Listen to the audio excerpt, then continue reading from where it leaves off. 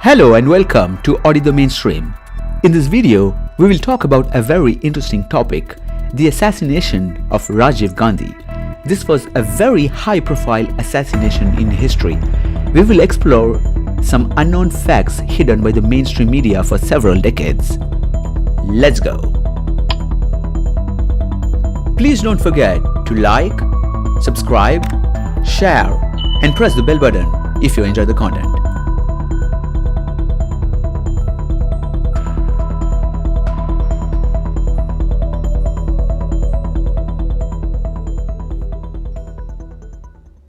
When you see the name Gandhi, this is the person that comes to everyone's mind. After World War II, the British granted independence to one of its colonies called India in the year 1947. Nehru was its first prime minister. He had a daughter called Indira. She became the prime minister later. She married a person of Farsi origin called Feroz Jahangir Gandhi. It is important to note that he was not related to Mahatma Gandhi. However, Indira took the name of her husband and modified it to match with Gandhi. It may have been done since Gandhi was very popular and this would boost her political ambitions. When she was the Prime Minister, Indira Gandhi was assassinated. She had two sons. One of them was Sanjay Gandhi. Sanjay Gandhi is believed to have died in a plane crash. However, there are many conspiracies and questions regarding his death. Her second son, Rajiv Gandhi, became the Prime Minister after his mother's assassination.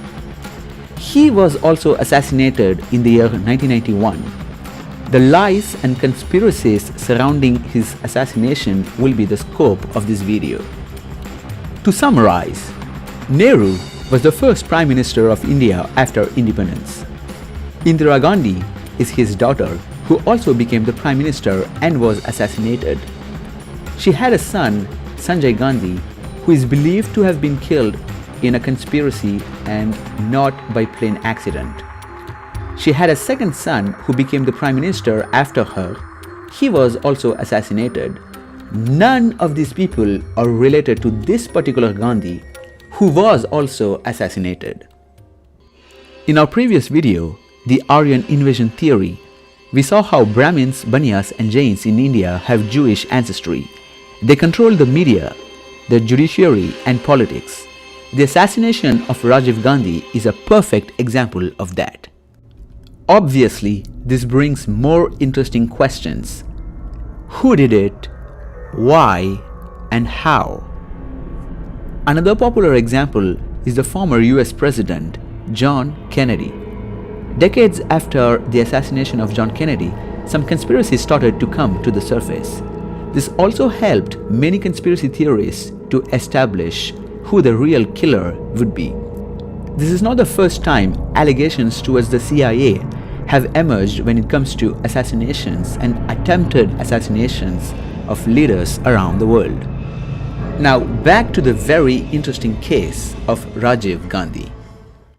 Let's understand Sri Lanka. There are three races living in Sri Lanka. The Sinhalese, comprising of the majority, 75% of the population, followed by Tamils, comprising of around 15% of the population, followed by Telugu, which happen to be an extremely small minority. In such a country consisting of three different races, if the smallest population wants to control everybody, they have to brainwash the majority to fight or hate the other group. This will only work as long as Sinhalese and Tamils are both not aware that there is a Telugu population hiding in Sri Lanka in the name of Sinhalese. The Telugu population in Sri Lanka had been hiding under the blanket of Sinhalese and orchestrating several hate crimes against Tamils since the independence of Sri Lanka from the British in 1948. This is not a new strategy. This has always happened since prehistoric times.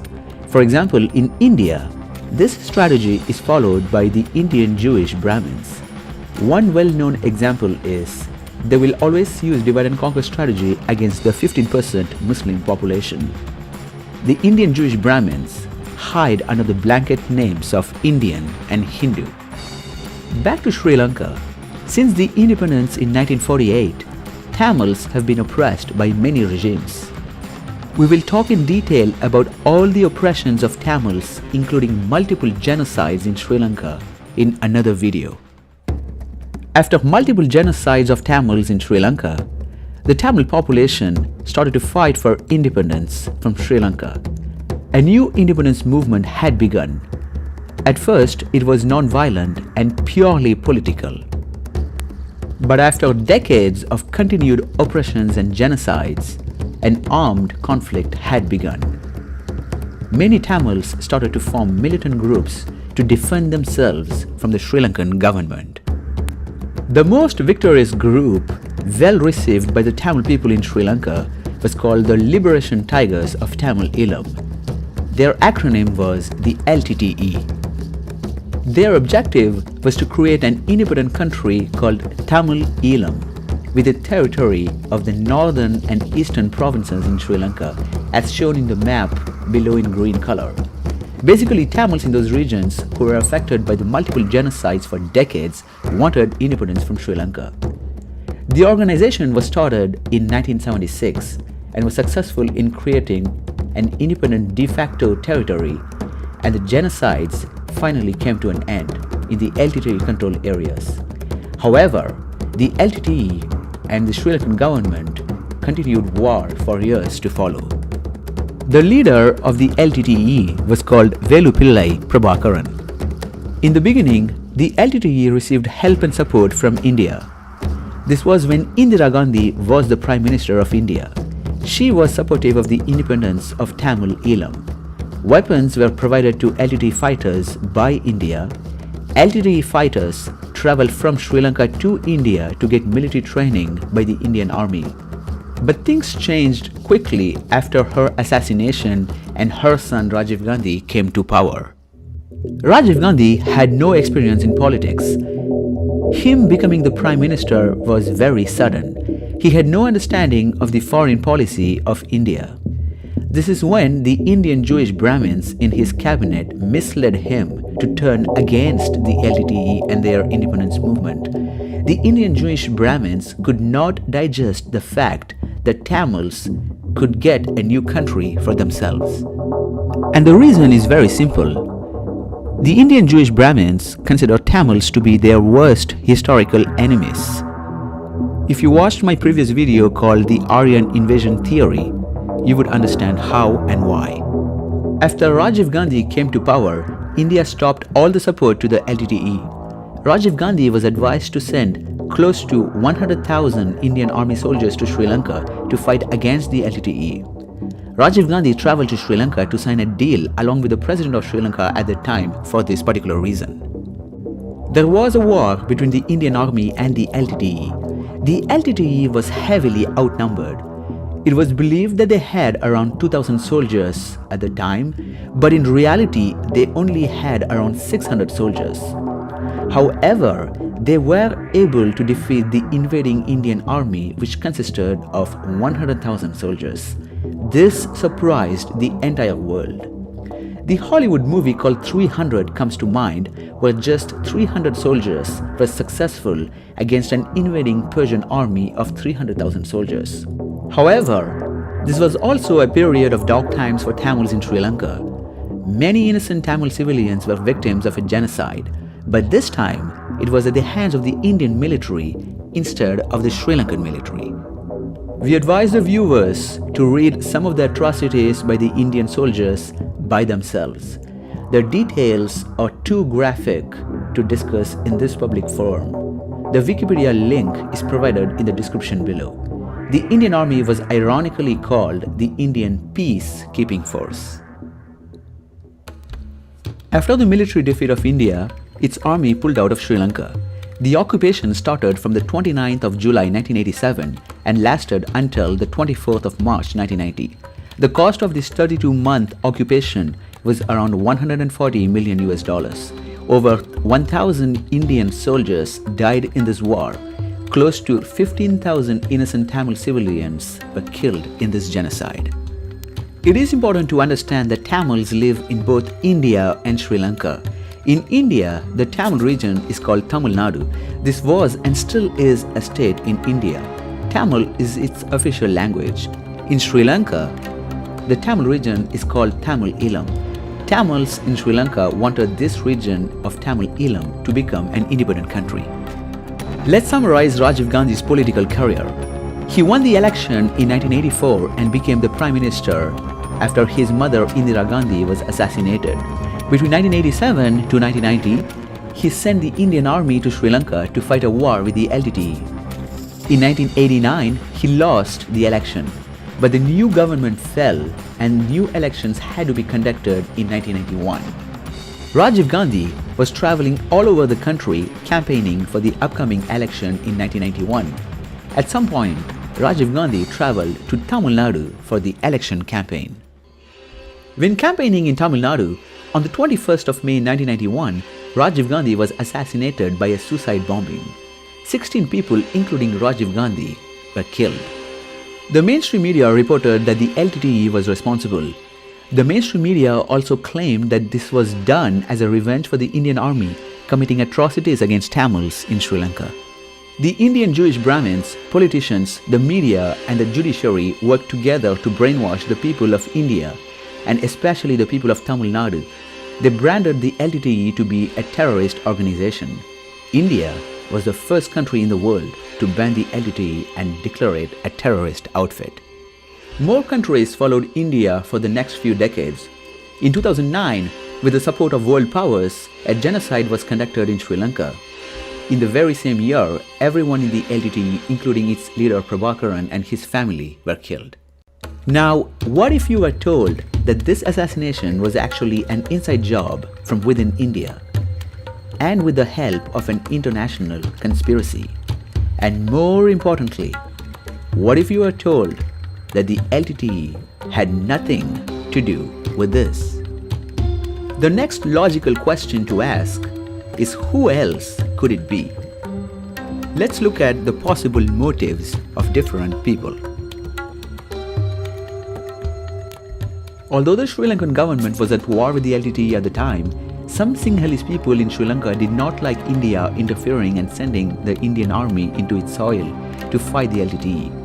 When Rajiv Gandhi traveled to Sri Lanka to sign the deal to send the Indian army, one of the Sri Lankan soldiers tried to fatally hit him with his gun at the back of his head upon his arrival.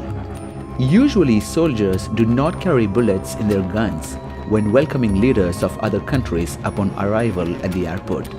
This is the reason Rajiv's life was saved during this incident. Before Rajiv Gandhi, when Indira Gandhi was the Prime Minister, Sikhs were fighting for a separate country for themselves called Khalistan in northern India. There were armed militants in the Sikh community fighting for this cause. When the Indian Intelligence Bureau received information that leaders of that Sikh outfit were staying in the sacred Sikh temple of Amritsar, Indira Gandhi decided to send the army and attack. The Indian army used heavy artillery and tanks for the attack, and the temple was heavily damaged. This hurt the sentiments of the Sikh people heavily. Few months later, Indira Gandhi was assassinated by two of her Sikh bodyguards for this particular reason. To make things worse, after the death of Indira Gandhi, riots against the Sikh community took place in India and thousands of innocent Sikhs were killed. Indira Gandhi's son Rajiv Gandhi then became the Prime Minister, but there were still reports from the Intelligence Bureau that Rajiv's life was in danger by the Sikhs as they might want revenge for the riots against them. Such an attempt did actually take place. Karamjit Singh had fired 3 gunshots at Rajiv Gandhi, but none hit the target and the Prime Minister survived the attack. The 24-year-old attacker surrendered and confessed that he tried to kill Rajiv Gandhi to seek revenge for the anti-Sikh riots. He was sentenced to 14 years in prison. He is now a lawyer and a politician.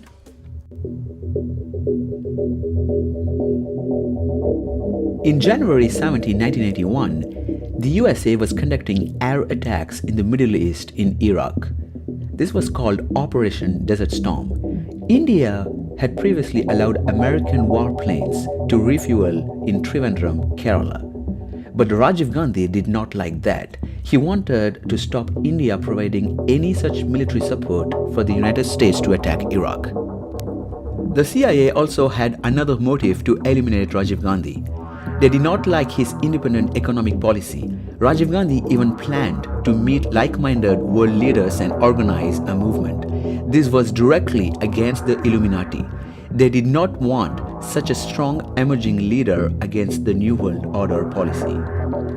Like his mother, Rajiv Gandhi was against the New World Order and globalization.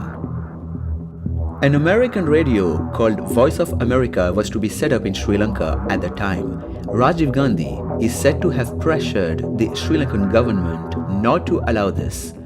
He was advised that the CIA may use the radio station and its network to spy in the South Asian region. So the CIA had several reasons to want Rajiv Gandhi out of the picture. They did not want him to win the upcoming elections in 1991. This is not new for the CIA. It is believed that they also tried many times to eliminate Fidel Castro of Cuba and Chavez of Venezuela.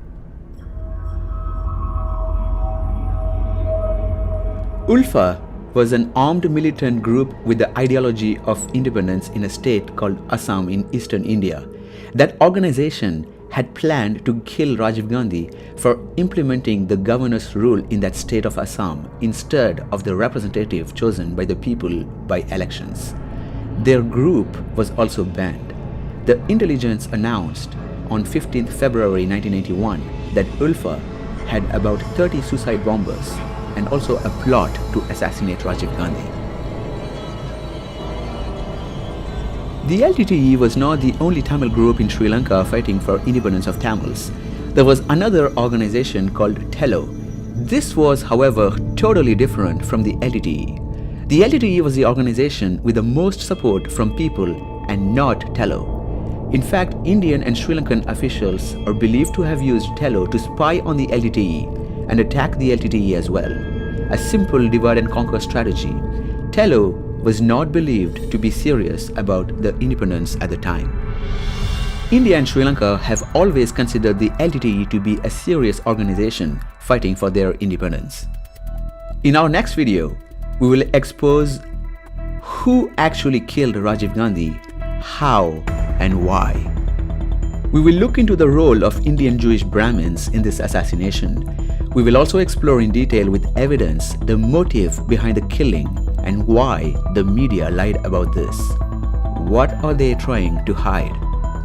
Instead of finding the real criminals, the investigations were simply made to ensure the criminals escaped, and instead the LTTE was blamed. The LTTE had absolutely nothing to benefit from this assassination. So who did benefit from this? We will also see how the judicial process was corrupted and how complete innocents were framed and sentenced to harsh sentences like the death penalty and life imprisonment. We will also see who the real criminals are inside and outside India. Today, they are still free and enjoying top positions and power in the government. Ignorance was the root cause for all problems in the past. Awareness is the solution for all problems in the future. Please don't forget to like, subscribe, share, and press the bell button if you enjoy the content.